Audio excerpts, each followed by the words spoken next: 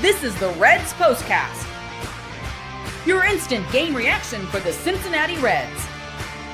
Part of the Locked On Podcast Network, your team every day. Good morning, Reds fans, and welcome to another edition of the POSTCAST brought to you by Locked On Reds and the Locked On Podcast Network, your team every day. My name is Tim Daniel, lifelong Reds fan, and my second season here at Locked On covering the team. And I want to thank you for spending some time with me as we discuss the Cincinnati Reds losing their fifth straight game to the San Diego Padres 6-2. Today's episode is brought to you by FanDuel. The biggest stage in world soccer is here. Let there be goals on FanDuel. Visit FanDuel.com to get started now. Well, on tonight's show or this morning's show, or whatever you want to call it, the Reds' bunt defense was horrible. Eighth inning at-bats versus anyone not named Matt McLain were horrible, but Matt McLain was solid today, and we will take that. But let's go ahead and start tonight with the turning point. Time to reveal where the game was won or lost. It's the turning point. Well, in the seventh inning, first things first, I want to make sure I make mention of this. Shout out to Andrew Abbott. Thought he was awesome today. Thought he was really, really good. Did not deserve to get the loss tonight. So they send Abbott out for the seventh. Right call, by the way. And ends up giving a double for the lead off the inning. Next batter, can't remember who it was, shoots the ball into the right field, into the left field corner. Yeah, tie game. Okay, so on and so forth. They bring in TJ Antone, who, I don't really have an issue with getting a shot there. And San Diego goes on to lay down not one, not two, but three bunts in a row. All three guys reached base. I don't know if I've ever seen that before. That was something. So let's kind of go through them because it's weird. First one, Sal Stewart charges him, and TJ Antone can't figure out who picks up the ball. Yowza. Second one, Sal Stewart charges at it and can't get a grip on it, brings a runner in. Yowza. Third one, safety squeeze. They can't get it right. That has to be the first time that's happened. I don't know if I've ever even heard of that happening. It was hilarious, especially considering how well Abbott pitched. Abbott had a really good play where he fielded off the mound, showed he was an athlete, showed his PFPs were coming through, and they can't do anything from there. It's just,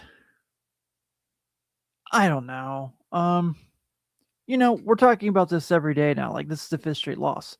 They keep finding ways to lose games. They keep finding ways to just kind of give it away and put themselves in bad situations. What's up, Ronnie? How are you? And it just kind of seems like it's like, I don't know. I mean, it's shocking because they're 31-34, which isn't good, obviously. But it feels like they're way worse than 3 games under 500, right? And part of that is just that they started the season so well, obviously, which feels like a century ago now, when they had that really great March and April, to winning 11 games since then. Wait till I tell you the runners and scoring position numbers. I manually added them during the game tonight. You're not even going to believe it when I tell you those. And it just kind of feels like it's this thing where I think they've just lost their confidence as a team. If you watch how they play every night, it's just like, it looks like a team that just doesn't have it. And not in the sense that they aren't talented. There's plenty of talented guys on this team, but they cannot find a way to get out of their own way. If you look at these 5 straight losses, the last 4 of them, they've at least 1 point had a lead in every single one of those games. So all 3 St. Louis games, they have the lead at some point. And then tonight, they're up 2-1 after the 6th inning.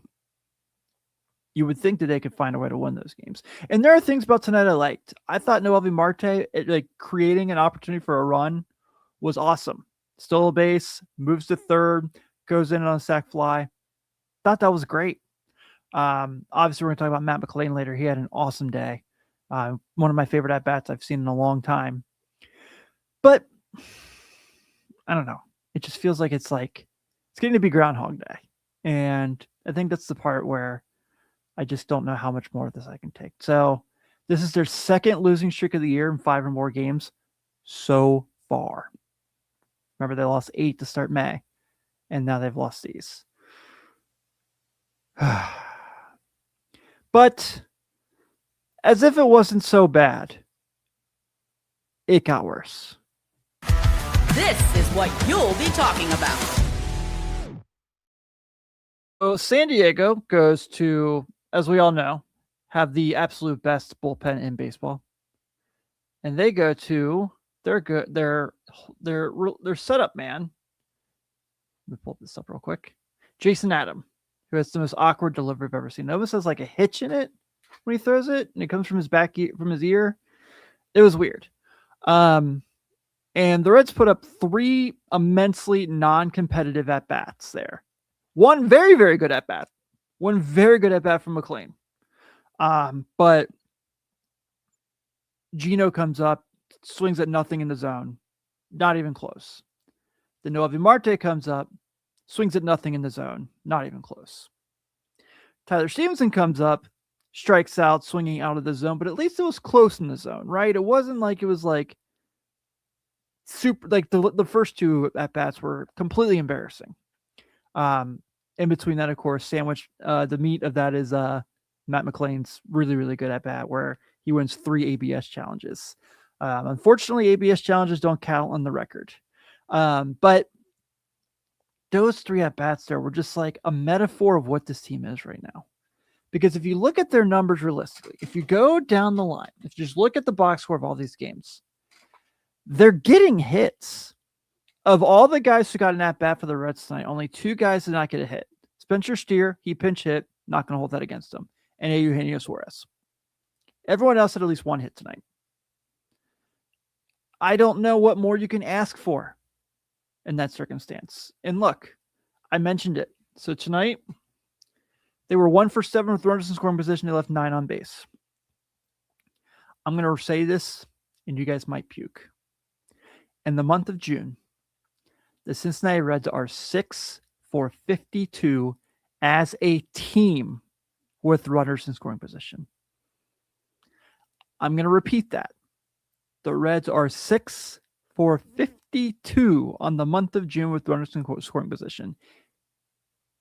That is horrendous. I believe it's a 115 batting average. And they were already the worst team in the league in runners in scoring position at like 219. So they're hitting even worse by a significant margin than they were already. I don't know how that's possible. I don't know how they just have not ever figured out situational hitting. And this is not just this year. This has been going on for a long time. A few seasons. My glasses do not want to stay up on my nose, guys. I'm very sorry. Woof. Yeah, I know. The chat's like, is that real? Yes, it's real. And I can't believe it either. When I was doing the numbers tonight, because I'm running an article about it from the morning on Reds Talk on SI, I was putting this together, and it's just like, I can't believe how bad this is. I really can't believe how bad this is. But I told you guys yesterday, I can't come in here every single day and emotionally react. I just can't. The way they play right now, it's not good for my mental health. It's not good for your mental health if I come in here and I'm just screaming, yelling, and pissed off at the world because they can't figure out how to win baseball games. It is what it is. And, anything's possible the rest of the way, but I am not feeling very confident as the season goes along. One guy who is really getting their confidence back is Matt McLain. For the second straight day, we're going to end the show talking about Matt McLain. But first, this episode is brought to you by our friends over at FanDuel. The biggest stage in world soccer is here, and every match feels like it has the potential for a memorable moment. One goal can completely change the energy of a game, shift momentum, and alter the outcome in an instant. That's what makes tournament soccer so exciting, from the opening whistle to the final kick. Now, FanDuel is giving fans another reason to stay locked into every match with every goal pays. Bet on a match and get bonus bets for every goal scored in that match. More goals mean more bonus bets. All you have to do is turn on your token. That's what I love about these tournaments. You can turn on a match between teams you don't normally follow, and suddenly one goal changes everything. The tension builds so quickly that you're invested before you even realize it. We've all seen those matches where it's scoreless for what feels like forever, and then one goal completely flips the game. Suddenly everyone's pressing, the crowd comes alive, and the final 20 minutes become must-watch television. I'd be looking for those matches where both teams are aggressive offensively, because these games can open up fast. The more chances being created, the more exciting the match becomes from beginning to end. And that's how you benefit from each goal scored. From the opening whistle to the final kick. Let there be goals on FanDuel. Visit FanDuel.com to get started now. This episode is also brought to you by Hims. ED is way more common than most guys think. Millions of guys deal with it at some point, and that's exactly why Hims offers a straightforward way to handle it. Hims connects you with licensed healthcare providers online, giving you access to legitimate ED treatment options from the comfort of your home. No awkward appointments, no pharmacy lines, just a straightforward process that makes it easier to take care of yourself. The whole process is simple. You just complete a quick online intake, a provider reviews your information. If treatment is right for you, it ships directly to your door in discreet packaging, which makes the whole experience feel private and stress-free. They also offer options like sildenafil, the generic Viagra, at a fraction of the cost, plus other treatments so you can find what works best for you. I gotta learn how to pronounce that. It's straightforward, transparent, and designed to make getting care feel easy. To get simple online access to personalized, affordable care for ED, hair loss, weight loss, and more, visit hims.com/lockedonmlb. That's hims.com/lockedonmlb for your free online visit. hims.com/lockedonmlb. Prescription required. See website for details and important safety issues. Sildenafil, that's how we pronounce it. It's a generic version of Viagra. Viagra is a registered trademark of Viatris Specialty LLC. Hims is not affiliated with or endorsed by Viatris.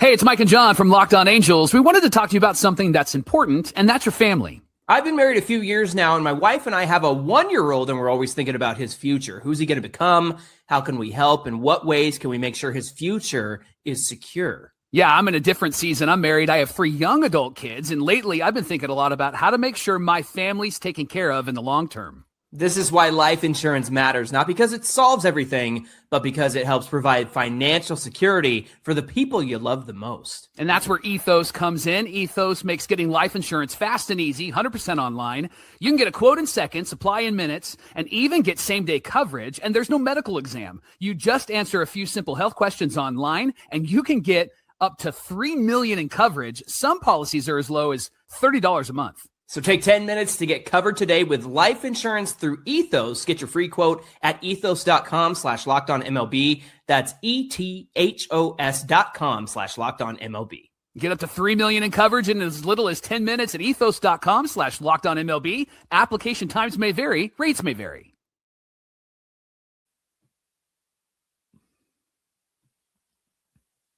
Woof, in between that break, I dropped my Coke and it got so close to my computer, I about had a panic attack. But everything's fine. Oh my goodness. My wife would have killed me if I had to go buy a brand new computer. But thank you all so much for spending some time with me as we discuss the Cincinnati Reds' brutal loss tonight. Please be sure to stay tuned in here as part of Locked On Reds for not just me after every single Reds game, but Jeff and Steve Monday through Friday on Locked On Reds. And if you're already an everydayer who spent some time with us, why don't you up your game with the Everydayer Club? You get access to ad-free episodes of your favorite Locked On shows. If you want to follow me around, you can check me out here at Locked On Reds and also over at Locked On Cavs doing the postcast during the NBA season and the squad show. $5 a month, $50 a year, ad-free episodes, access to our Discord chat. It's so much fun, and we love talking sports and ball with all of you. Let's get to our boy, Matt McLain, baby. This is the Locked On Player of the Game. All right. Matt McLain is on one right now, and it's been so fun to watch because this is the guy, and I think I've said this 3 days in a row, so I'm sorry if I am repeating myself. He's becoming really good again. And that was so cool in that at-bat that he had against Jason Adam in the 8th. So has 3 ABS challenges in 1 at-bat and wins all 3. Man. And then has 2 really, really good at hits. And then almost has a third. I can't remember who the left fielder is for the Padres. I apologize. It's probably really unprofessional of me. But that guy made a hell of a catch. That was crazy. And looked like it was like just over the wall. It would have been a homer if he doesn't catch those. How it looked. I could be wrong. But Matt McLain's brought his OPS up to 687, which look, is not great. But where he was is huge. Last 7, 368, 455, 947 slugging, 3 homers, 3 walks, 5 RBI, 6 runs scored. Man. And Cowboy kind of talked about this in the broadcast, where he said that I think it does go a little hand in hand that because he's playing shortstop, that he's a little more comfortable because that's where he grew up playing. And obviously, when 44 is around, he won't be playing shortstop. Sergio asks, Edwin Arroyo's pressure is making McLain good again. It could. It certainly could. When you know that guy's there and your job's potentially on the line, yeah, set your hair on fire. Got to go out there and do your best. I hope that he continues to improve like this. I certainly don't think he's going to be hitting 368 the rest of the year. But if he's giving them really good at-bats, he's not going to see the ball this well. But if he can be competitive, that's going to go such a long way. So when this team does get Ellie back and Matt McLain goes back to second base, or you put Matt McLain maybe as a third base option and you have Edwin Arroyo play second, I mean, that would be a really good infield defense, even though you would not ever need to see Key Brian Hayes ever again, which is a plus as well. So we shall see. I hope he's getting back to where he was in 23. Hopefully the shoulder is starting to heal more and more and more, and we can start to see more of this as well. Other things I want to make mention of before we get out of here. Sal Stewart gets on base twice today. Also gets his 40th RBI of the season already. I can't believe they have JJ Weatherholt as the favorite for National League Rookie of the Year over Sal. It's crazy, though. The Cardinals are obviously winning a lot of games right now and playing much better than we all thought they would. So you have to kind of give them credit there. Noelvi Marte, I kind of mentioned it for a second earlier in the show. Really, really love that he created a run just from stealing bases. I am a proponent of run. If you can get steals and you can create chaos in the base paths, do it. I'm not saying to go all out the way the David Bell's teams did, but if you can be smart about it and find a way to make things difficult on the pitcher, yeah, for sure. Knock it out. Do your job. I'd really love to see it there. Ty Steve continues to swing the bat pretty well. Edwin Arroyo gets his first career RBI. I feel pretty good about Edwin Arroyo. I feel like he's going to really kind of be a pretty good player. And then Seth said this in the chat, and I want to make sure I make mention of this. I know that McCambley didn't necessarily have a solid outing, but that dude's got some moxie. That dude is not afraid to take the ball. And I really like that about him. I really think he's going to be a major league reliever. I don't know if he's going to be a situational, high pressure kind of guy, but I feel like from what the Reds were getting from Rhys Hines, you can say that they've got a nice result from that. But such is life. The Reds are losers yet again tonight, 6-2 to the San Diego Padres. The Padres have 6 runs on 10 hits, no errors. The Reds have 2 runs on 9 hits, 1 error, and really could have been more. Adrian Morjan gets the win for the Padres. He is now 5-1. Andrew Abbott gets his 4th loss of the year. He is now 4-4. And when you have a slump and things aren't going your way, you know your ace is taking the hill, and maybe he's the stopper. So tomorrow is Chase Burns Day. Chase is going into this game against the Padres 7-1 with a 2.05 ERA. He's going against Lucas Giolito, who is 2-1 with a 4.86. We have yet another 9:40 game tomorrow night. So I am drinking a lot of 5-hour energy to stay up and do this with you guys. Thank you so much for staying up with me tonight, even in such a bad game where things just did not go their way. You guys still hung out to talk with me, and I am very grateful for that. But thank you all so much for spending some time with me as we discuss a brutal game. Thank you all again. Please be sure to stay tuned in for Jeff and Steve on Locked on Reds as well, if you are checking these out on your podcast app of choice. I'm Tim Daniel. Have a great night, and I will see you all tomorrow.